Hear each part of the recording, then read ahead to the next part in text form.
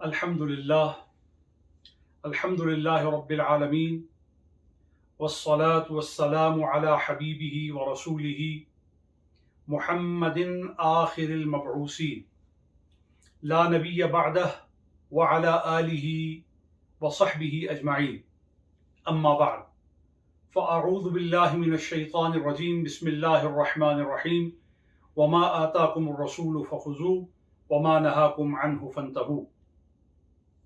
وقال علیہ الصلاة والسلام من حفظ على امتی 40 حدیثا من امر دینها بعثه اللہ یوم القیامہ من زمرة الفقہاء والعلماء او کما قال علیہ الصلاة والسلام۔ مشاہدین و مستمعین، اللہ کے نبی سید الاولین والآخرین معلم و مقصود کائنات صلی اللہ علیہ وآلہ وصحبہ وسلم کے فرمان عالی شان کا یہ مقام ہے، آپ کی احادیث کا یہ مرتبہ ہے کہ نبی کریم صلی اللہ علیہ وآلہ وصحبہ وسلم نے فرمایا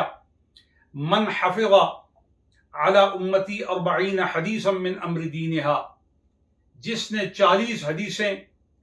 دین کے معاملات سے متعلق یاد کیں، بعثہ اللہ یوم القیامہ، قیامت کو اللہ اسے اٹھائے گا، من زمرۃ الفقہاء والعلماء، دین کو سمجھنے والے فقہا اور دین کو جاننے والے علماء کے طبقہ کے اندر۔ اس حدیث شریف کو کثرت طرق کے ساتھ، متعدد طرق اس کے ہیں، جن میں حضرت ابو درداء، حضرت عبداللہ ابن عباس، حضرت عبداللہ ابن مسعود، حضرت معاذ ابن جبل، حضرت علی ابن ابی طالب، حضرت انس ابن مالک، حضرت ابو سعید الخدری اور حضرت عبداللہ ابن عمر رضی اللہ تعالی عنہم اجمعین، یہ اس حدیث شریف کو روایت کرتے ہیں کہ معلم و مقصود کائنات صلی اللہ علیہ وآلہ وصحبہ وسلم نے فرمایا من حفظ علی امتی 40 حدیثا، میری امت میں سے جس شخص نے 40 حدیثوں کو یاد کیا، من امر دینہا، وہ حدیثیں جن احادیث کا امور دین کے ساتھ تعلق ہے، تعلیم دین کے ساتھ تعلق ہے،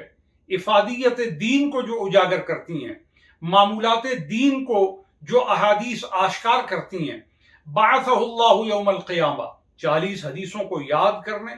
اور دین سے اپنے تعلق کو مضبوط کرنے کا نتیجہ کیا ہوگا؟ جس نے یہ 40 حدیثیں یاد کر لیں، اللہ اس کو قیامت کے دن من زمرۃ الفقہاء والعلماء، اللہ اس کو فقہا اور علماء کے زمرہ میں اٹھائے گا۔ تو ہم یہ سمجھتے ہیں کہ نبی کریم صلی اللہ علیہ وآلہ وصحبہ وسلم کے ساتھ ہر وہ پہلو جو تعلق کو مضبوط کرنے پر دلالت اور مدد دے، وہ اللہ کے ہاں محبوب ہے۔ یہی وجہ ہے کہ سورہ حشر میں ارشاد خداوندی ہے وما آتاکم الرسول، تمہیں میرا رسول جو عطا کرے، فخذوہ، تم اس کو پکڑ لو، وما نہاکم عنہ فانتہوا، اور جس سے میرا رسول منع کرے اس سے باز آ جاؤ۔ انشاءاللہ تعالی آئندہ کے چند دنوں میں تسلسل کے ساتھ 40 احادیث کا سلسلہ دین کے فہم کو ترقی دینے کے لیے،